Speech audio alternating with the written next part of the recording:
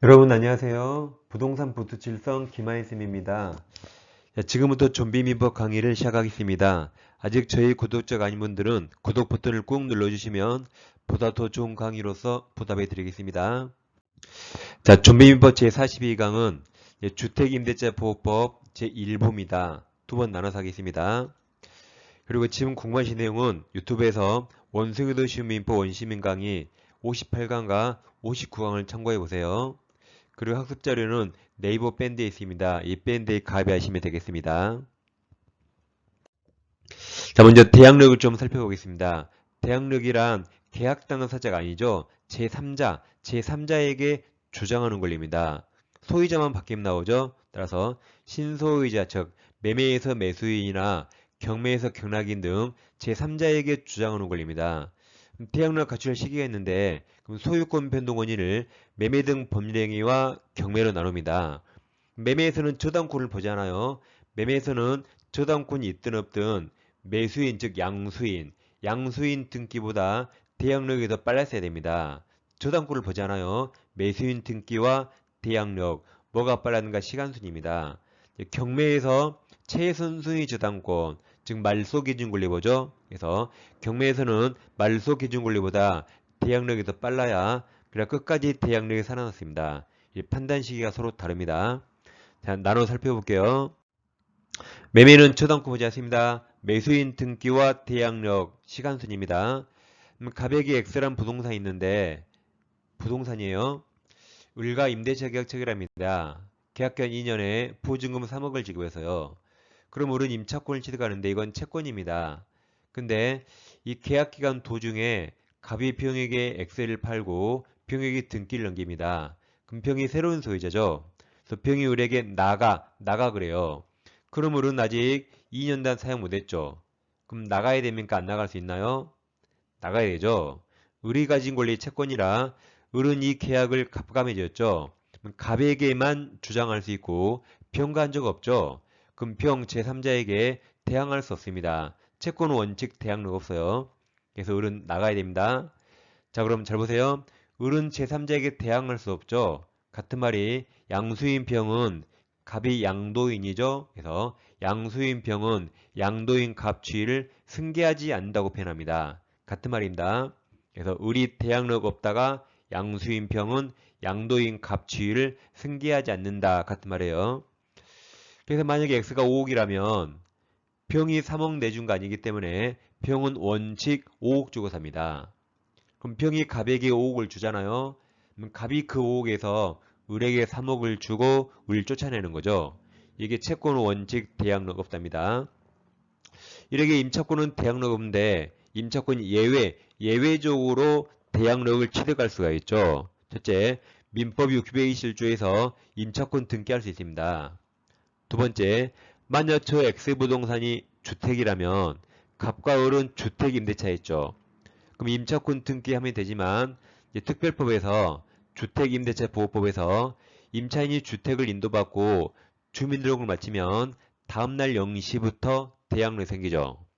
그 다음 만약 저 X부동산이 상가라면 갑과 을이 상가임대차였죠. 그럼 임차권 등기할 수 있죠? 네, 하지 않더라도 특별법 상가건물 임대차 보호법에서 임차인이 상가건물 인도받고 사업자 등록을 신청하면 다음날 0시에 대항력이 생깁니다. 이건 다 예외입니다. 그래서 임차인들이 예외적으로 첫 번째로 대항력을 먼저 취득했습니다. 그럼 병 그거 알고 사겠죠. 그때 한해서 병 등기보다 대항력이 빠르죠. 그때 한해서 을은 갑과 맺은 계약을 제3자 병에게 대항할 수 있습니다.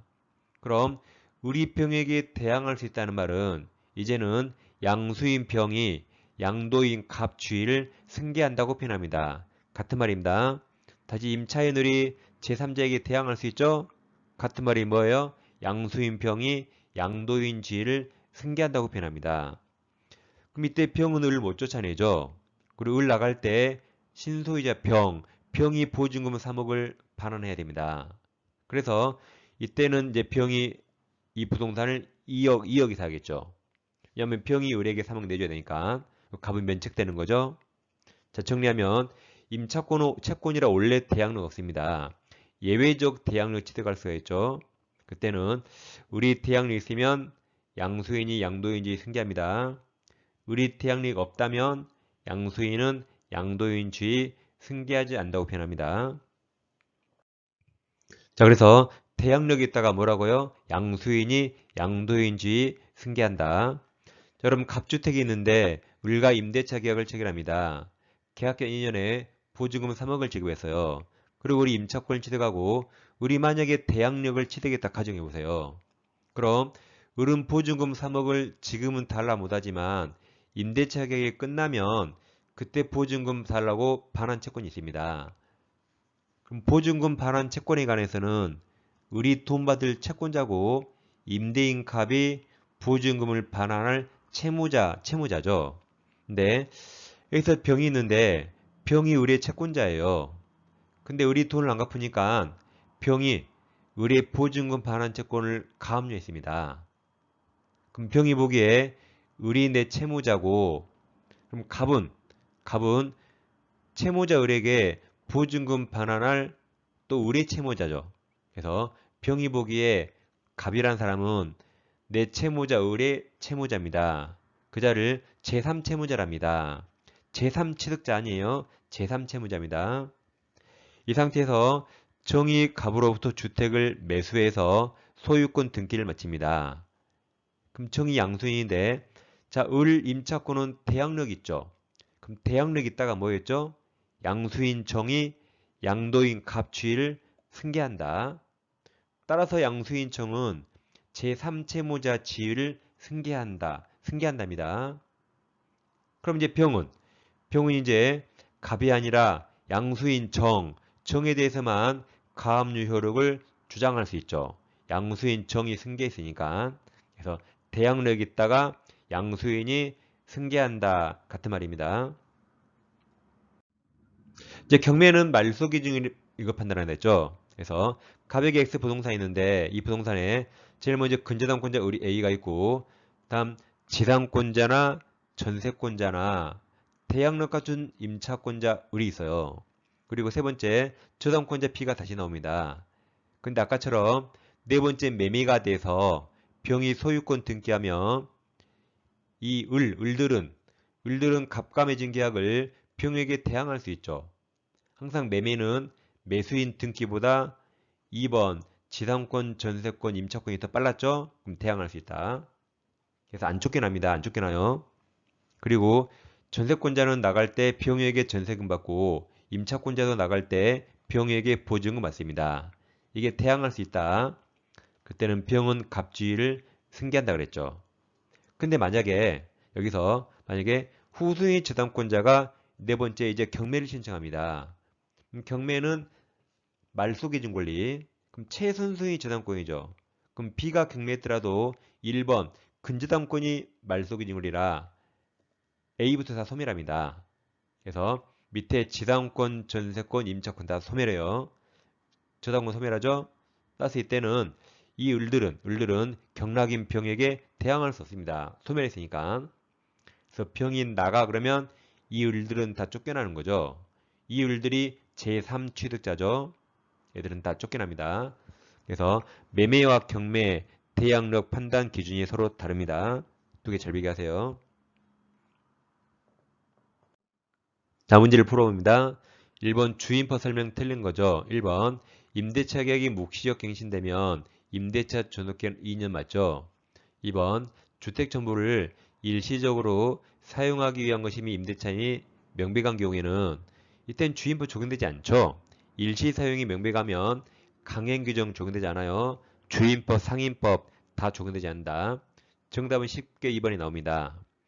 3번 임대차 보증금 감액으로 주임법상 소액 임차인에 해당하게 된 경우 특별한 사정이 없으면 뭐 통정의 표시 같은 거 없죠? 그러면 소액 임차인으로 보호받을 수 있습니다. 4번 임대차 성립 시 임차주택과 그 대지가 임대인 소유인 경우 대항력과 확정을 적합한 임차인은 대지만 경매되더라도 그 대지 매각대금으로부터 우선 변제 받을 수 있습니다.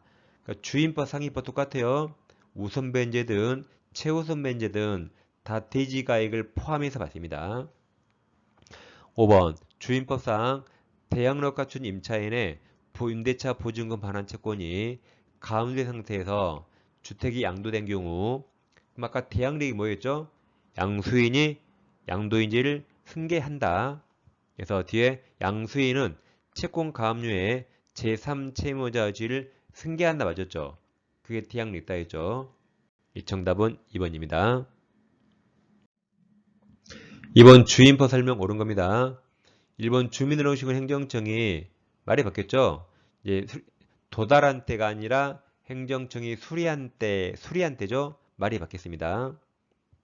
2번 등기명령 집행에 따라 주택 전부에 대해서 타인 명의의 임차권 등기가 끝난 뒤 소유보증금을 내고 그 주택을 임차한 자는 이때는 최우선 변제에 인정되지 않죠. 그러니까 임차권 등기 명령이 되는데 그 이후에 들어온 소유임차인은 최우선 변제 안 해줍니다. 정답 2번이죠. 3번 임차권보다 선순위네요. 선순위 저당권이 있다. 그럼 임차권이 후순위죠. 그 다음 존재하는 주택이 경매로 매각된 경우 그럼 저당권도 소멸하고 임차권도 다 소멸합니다. 따라서 임차권은 대항력 상실하죠. 그럼 대항력 없다가 양수인이 양도인 지위 승계하지 않는답니다. 그래서 그 뒤에 경매 매수인은 임대인 지위를 승계한다 들렸죠. 임차권은 대항력이 소멸하니까 승계하지 않는다. 4번 소액임차인은 경매 신청 등기 전까지 다음 임대차 계약서 확정일자 필요 없죠. 최우선 받으려면 대항 요건을 갖춰야 되죠. 확정일자는 최우선 요건이 아닙니다. 5번 주택임차인의 우선변제권은 대지 환가대금에 미친다죠. 주임법 상임법 똑같아요. 우선변제든 최우선변제든 다 대지가액 포함입니다. 정답은 2번입니다. 3번 주임법 적용 대상이 되는 것을 모두 고른 거죠. 기억 임차주택이 미등기도 적용되는 거죠. 는 임차주택이 일시사용 적용 안 된다 그랬어요.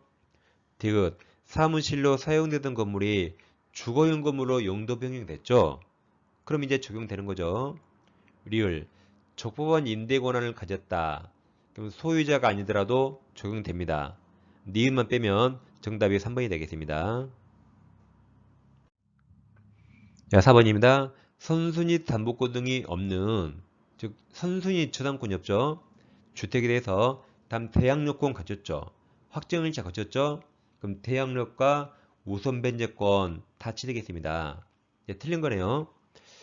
1번 임차권도 재산권이라 상속인에게 상속될 수 있죠. 2번 임차인의 우선변제권은 대지 환가됨에 미칩니다. 3번 임대차가 묵시효고로 갱신된 경우 그 존속기간은 2년이 되는 거죠.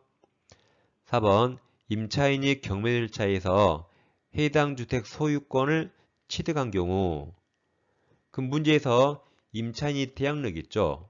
그러면 임차인이 양수인 소유권자 양수인이죠.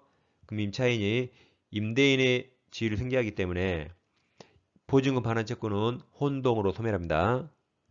제일 끝에 임대인에 대해서 보증금 반환 청구할 수 있다 틀렸죠? 혼동으로 소멸해서 정답이 4번입니다. 자, 5번 임차인의 보증금 반환 채권이 가압류 상태에서 그 주택이 양도된 경우 가압류 채권자는 아까 양수인이 양도인지를 승계하죠. 대항력이 있으니까. 그래서 양수인에 대해서만 가압류력을 주장할 수 있습니다. 대항력이 있으니까. 틀린 건 정답이 4번입니다. 자, 이 시간에는 주택임대차보호법 제1부를 공부했습니다. 다음 시간에 사례 문제인 제2부까지 하겠습니다. 자, 감사합니다.